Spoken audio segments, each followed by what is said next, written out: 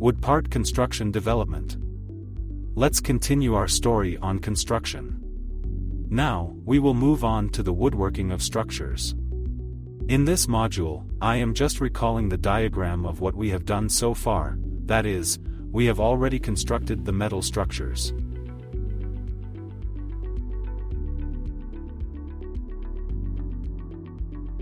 Now, let's talk about how the parts are constructed.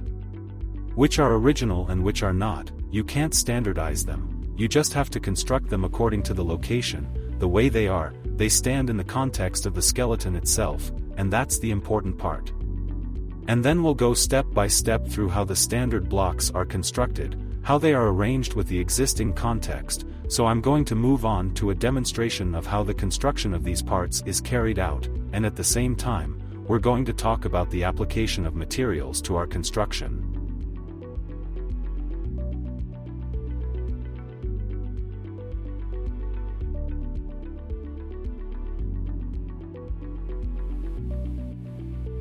We continue our story from where we left off.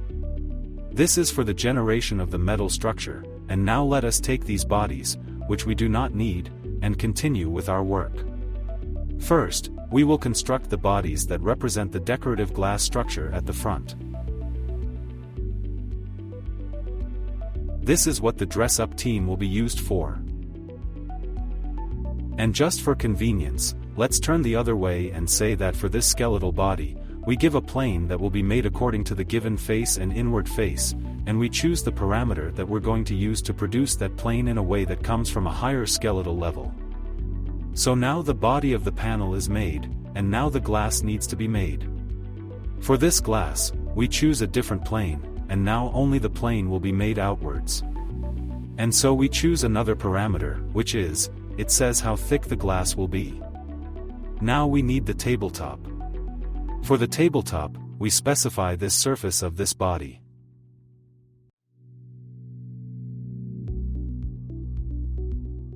We say that the future panel will be supported and go inwards. And we choose a parameter which is used to describe the thickness of the tabletop panel. That's usually how we have these, let's say, non-standard components constructed. Now let's move on to making the parts out of these bodies.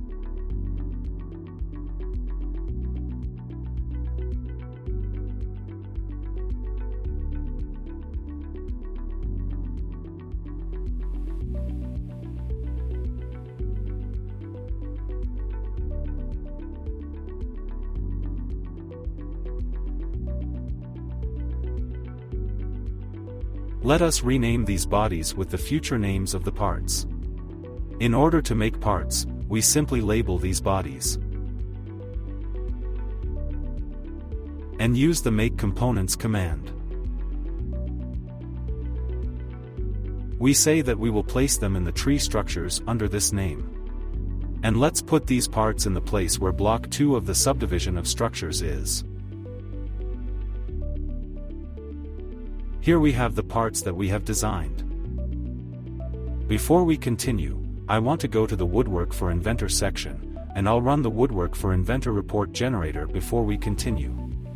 And as we can see, the generator is empty, it doesn't show any records yet. Let's try to assign materials to the given components and see what miracle happens.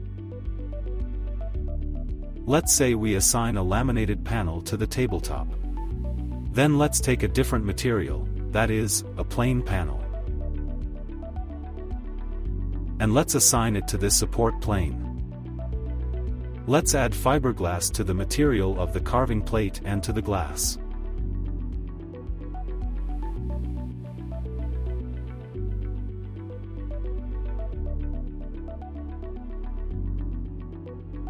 Let's take a look at how it all looks and what the report generator shows. The report generator immediately displays 3 parts that have Woodwork for Inventor materials assigned to them. Looking at the data for one of the parts, as we can see, the parts not only consist of the part itself and its dimensions but also consist of the workpiece and its dimensions.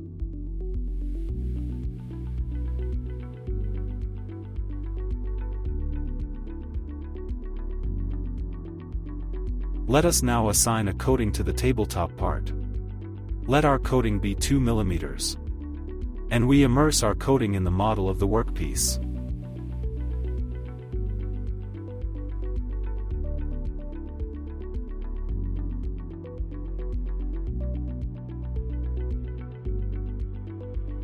Let's see what the report generator shows now. We see that the workpiece is 2 mm narrower than our tabletop.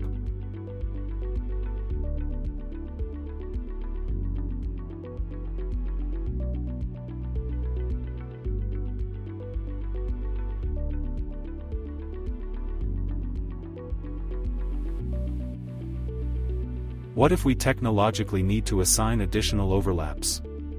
We can do that in the woodwork for Inventor environment. And in terms of length, we assign 10 mm for technological reasons, and we do it symmetrically on both sides.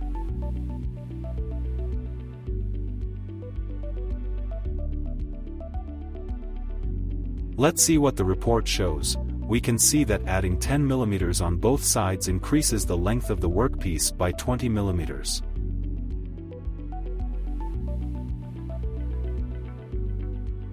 But what happens if we need to change the direction of the texture for some reason?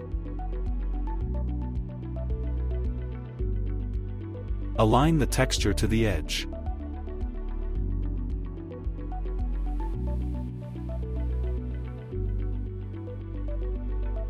The dimensions of our workpiece have changed because we need to cut this piece of material.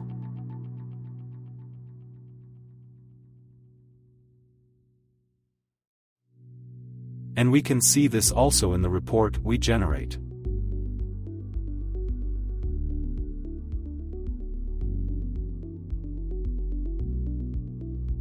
We can also see here another workpiece is added, which is an edge.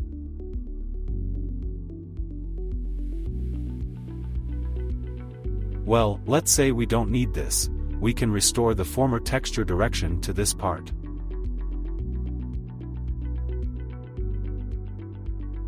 This way, the user can control not only the texture direction of the part but also the dimensions and the dimensions of the workpiece that will be needed to produce this part.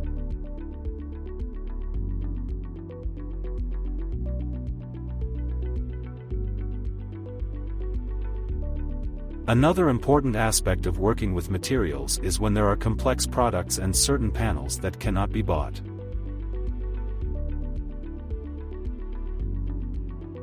These are produced in-house by gluing together other panels, so-called sandwich panels. So let's say we have to make a worktop out of several panels.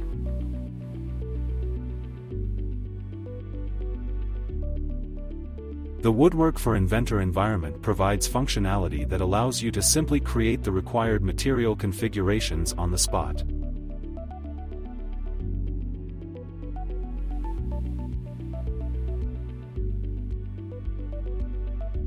We can have such material configurations written in advance in the database.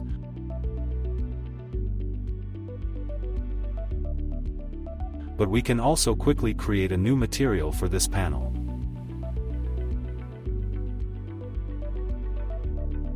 At the moment, by default, we see that we have a material of 2 particle boards, but by default, it shows a thickness of 50 mm. Let's just take the following volume history from the model. Now we see that the panel is 37 mm thick. And let's call this material a countertop material.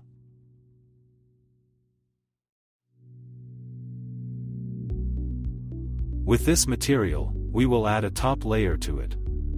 And let this top layer be made of veneer, and let us add another layer which will not be made of veneer but of compensating paper.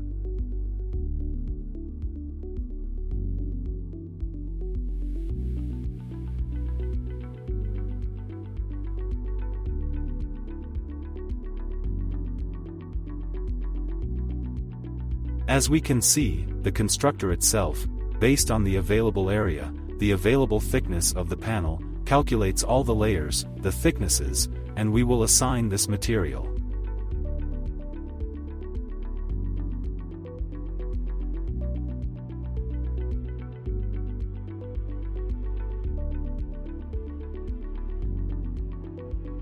Again, go to the specification. Let's look at the composition of this part.